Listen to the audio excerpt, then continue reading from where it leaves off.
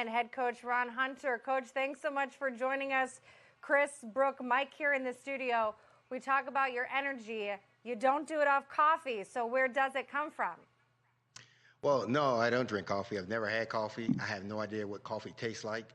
And so my wife says that I'm the last person that needs coffee. So we don't even have coffee in the house. So, but no, never had coffee. And this is, what you see is what you get. What are you most excited for this team? Which is a good thing, right? That's a good thing, right? That I haven't had That's coffee. true. Is that a I mean, good thing? if you don't need the... I agree. I feel like you're missing out a little bit because the flavor is so good. But listen, you don't need the caffeine. It's probably not good for you if you can just do it naturally. Okay, yeah. Missing out would be What not. are you most excited about? What are you most excited about for your team this year? Well, I'm excited that this isn't the first, my first year we had to get a brand new team. And then last year we brought a team in and then of course with COVID and not being able to experience anything. So this is the first time that I can say this is my team. It's a veteran team, although if you look on paper, everybody got that year back. We're still young. But I think this team is as good as any team that I've coached at Georgia State or anywhere else. And so I'm really excited about it because I think that the attitudes of the guys, the chemistry is so much better. And part of it is just a process that, that when you get a job, it just takes some time. And so especially, if you get a job and you've got COVID and then we deal with hurricanes here. And so this is the first time I felt like where everything has kind of come together. And in some crazy way, the Hurricane Ida even helped with us because, again, it put us in a space that we were very uncomfortable, but we had to kind of go through it together. And so we talked about some of the situations that happened last year and the growth of last year. Then we feel good about it. Then all of a sudden Hurricane Ida hits, and then all of a sudden now we got hit with another adversity. And so this team has gotten so strong. There's nothing that can happen during the basketball season that this group hadn't gone through.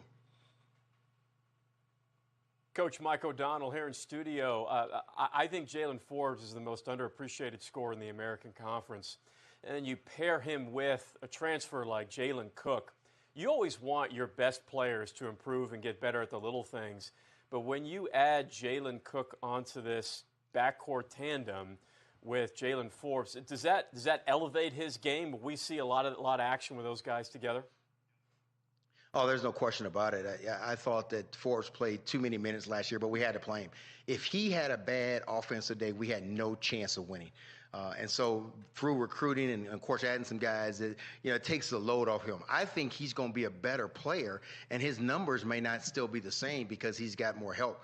Last year we had to live with him taking even bad shots because he was all of our offense. And so with the addition of with a guy that he's played AAU basketball with, and Jalen Cook, again, in this conference alone, you cannot win in this conference or be a top team in the country if you don't have good guards. And we went from having okay guards, and I think we've got great guards now. Probably some of the better guards I've had. I've coached George Hill and my son in that group, but the guards that we have now are as good as any guards I've had since I've been coaching. Coach Brooke Weisbrod in the studio, you said this team is as good as any NCAA team that I've had. What are some of those early signs that you're seeing, whether it's like in a drill or their competitiveness? Give us those maybe intangibles that gives you that idea. Sometimes as a coach, when you recruit a kid or you see it, sometimes you have to have what I call it. Some teams that are really good have to have it. I've had some really good teams, but they just didn't have, whether it was a chemistry issue or some of the other deals, is that this team has it. It has that toughness. It has that experience. But most importantly, it's been through some things together. And I don't believe anything good in life happens unless you have some adversity. So we had the adversity like everyone in the country with COVID last year. We felt great coming out of the summer, and then all of this hit us, and that we never broke stride. We were in Birmingham, and we were practicing like we were practicing for the NCAA tournament.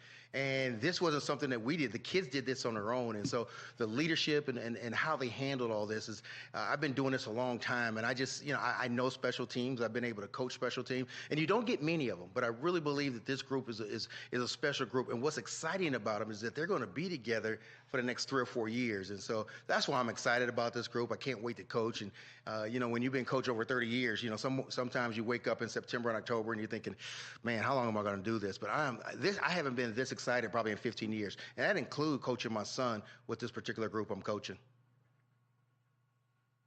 Coach, you talk about the adversity you guys went through. You had COVID last year, could only go for like an hour of practice at times. Then you have to deal with the hurricane and force you guys to leave the city. What did that do for your team to go through the hurricane portion of it most recently? Well, I think one of the things we talked about from the first, when we first got together is about having no excuses. When we lost to Houston in last year in March, one of the things we talked about is having no excuses. And I'll be honest with you, I think it started with me. After last year, that was the first time that I really thought about, man, how long do I want to coach? And it had nothing to do with the kids. I went through so much with my health, and I didn't know if I wanted to continue to do this. And so spending time with the kids and all the things that we've gone through, it actually, it kind of fed my hunger, and I needed something like that. I've always coached with a chip on my shoulder, and so I had to take about a month off just to kind of regroup myself personally, because this program can't be any good if their leader isn't very good, and that's from a mental standpoint. And so I thought, even with everything, it weighed on me as the head coach, that mentally I wasn't good for these kids right now. So I had to regroup myself, and I'm in a space now that I haven't been, like I said, in 15 years. That's awesome. I know that we're all glad to have you here as the head coach and chatting with us. We have some media members that are going to ask you some questions via Zoom. I'll let Tom toss the first question your way. Thanks, Chris. And a reminder to the media members, if you want to ask a question, just use the raise hand feature in the chat. Our first question will be from Jason Munz of the Commercial Appeal. Hey, Ron, how are you? Good. How you doing, Jason? I'm doing well.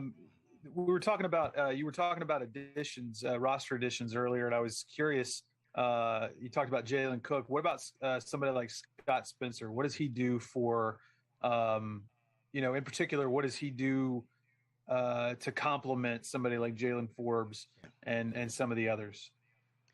Well, that's a good question. And one of the things that right after the season, I realized that for us to play with Memphis and Houston and some of those, we're not going to get some of the same talent or recruit some of the same guys these guys get. So we have to play special. And what I mean by special is kind of our brand of basketball. Be great in our matchup in three-point shooting. And since I've been here, I've not had a great three-point shooting team. And so we put a high emphasis on getting three-point shooters. And so we got one of the better ones in the country. He's led the Atlantic 10 in three-point shooting in the last couple of years in Scott Spencer. And if you look at Devon Baker's number, again, was a 40% career three-point shooter at Asheville. That was a premium for us. I thought for us to take the next step, we've got to be a great shooting team. If you look at any of the teams I've had that have had success, that gone to the NCAA tournament, all of them have been great shooting teams. And so that's why one of the reasons why I love this team. Now, again, we know we're not going to get the one and dones and some of the things that the wonderful things that happen in Memphis, but we can get our system guys, and that's part of the system. And so again, part of the reason why I'm excited, because the pieces that we added were the right pieces, and then some of the pieces that we had to let go, we got better with that also.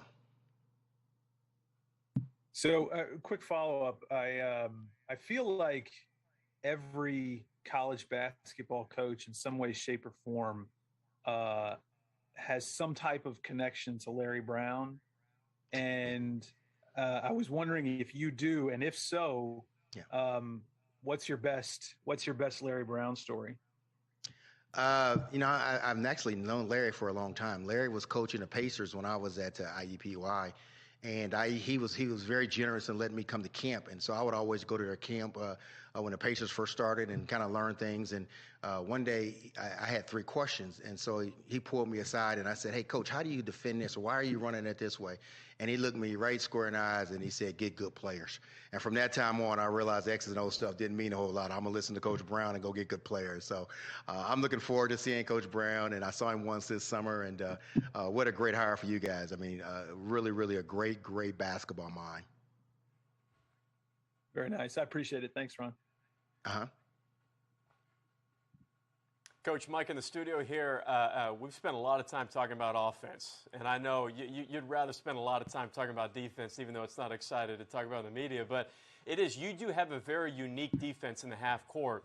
A lot of new faces coming into COVID last season. Plenty of stoppages, but now that you've got more rhythm under your belt, more time with the guys, do you feel that you're maybe a little bit ahead of schedule comparative to last season? That's a great question. Since I've been here, I've not been able to put our full defense in because they've been first-year players. Our defense only gets better with experience of the people that are inside the system. We can only be so good with first-year guys, and that's for transfers or freshmen in this system because it requires a knowledge of being able to play 3 different spots and some other things that I won't bore you with. But this is another reason for my excitement. I've got 3 guys that have been here the whole time I've been here, and then you look at the other guys. All these guys have been in the system before, and they understand it. So when we were putting it in, it was just so refreshing to use the terms, and everybody knew what I was talking about. That our breakdowns and everything, they understand it. So now this is the first time we've got 100% of our defense. A lot of the changes that I haven't been able to do, we'll be able to do inside of a possession now. And so those types of things are really excite me because, again, I got a better athletic group than I had at Georgia State. And so now we're starting to get the experience of playing the matchup also. And so and I knew that we were getting it. We had some coaches come by, and one of the coaches said, hey, we want to talk about your zone. And we don't play zone in our program. And one of the players said that, say, we don't play zone here. And that's like a no-no word for in the system.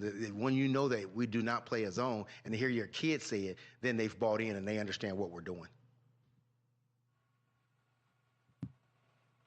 Thank you so much, Ron Hunter. We're looking forward to watching you guys start the season here shortly. I'm done? Are you serious? I thought I had at least 60 minutes. Oh, wow. What am I going to do now? I got a whole list of things that I want to talk about. Like, are we done? Oh, we're done. Hey, I do have a question then for you. We're going to see Jaylen Forbes here in just a minute. You got a question I should ask him? Yes. Do me a favor with this, and I'm going to walk out the room. When Jaylen Forbes comes in here, ask him when is he going to cut his hair. I love him. He's like a son, but I want him to cut his hair.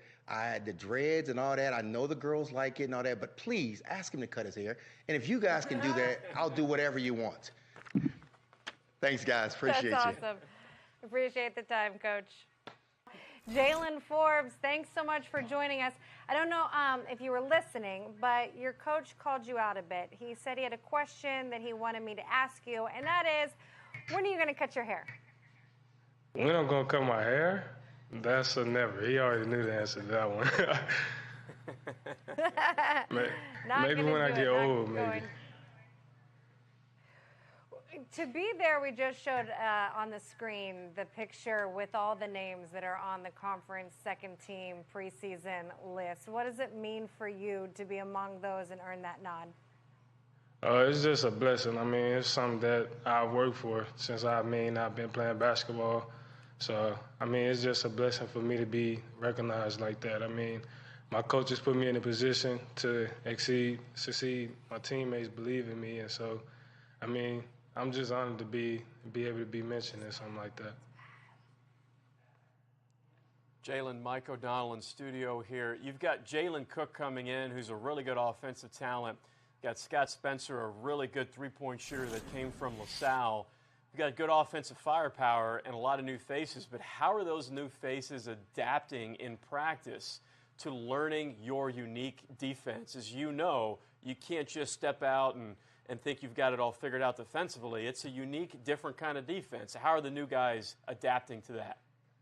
They're picking up pretty good on the defense. I mean, the guys who've been here previously, we helping them understand the defense and things that they previously haven't known from their previous school. Because, I mean, it's not a man-to-man, so it's a lot of different things you got to pay attention to. You got to pay attention to detail. And so, I mean, we're all doing a good job of helping the new guys learn the defense, and they caught on to it pretty quick.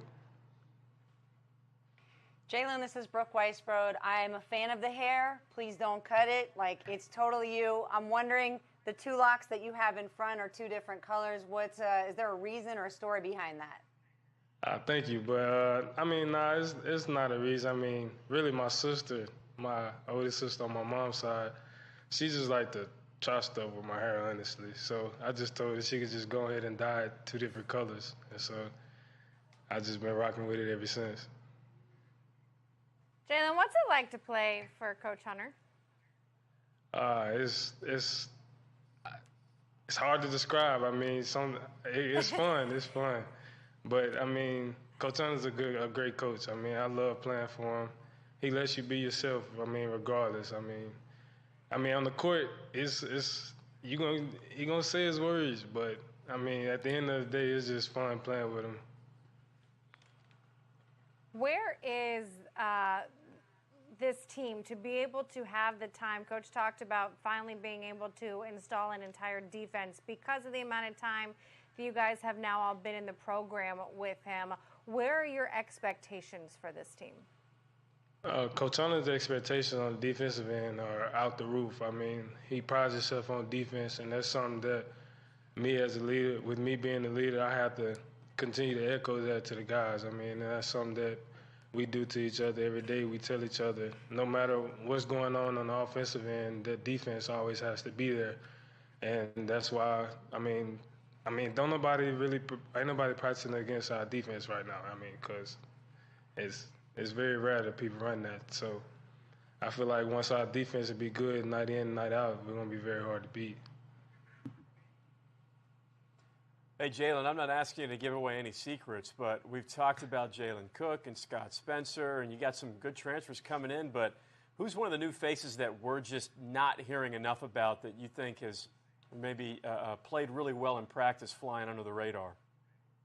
I feel like everybody on our team has done a good job contributing in many different ways. I mean, we have different guys who can do different things, and so I mean that's whether it's shooting the ball, whether it's running the offense the way it's supposed to be ran, or whether it's just guarding or playing defense. I mean, we have different guys, and we're a very deep team this year, and I feel like that's something we didn't have last year, and I feel like it's going to be a big help for us this year. Jaylen Forbes, thank you so much. We'll get word over to Coach to stop bugging you about the hair. It ain't happening. Thank you.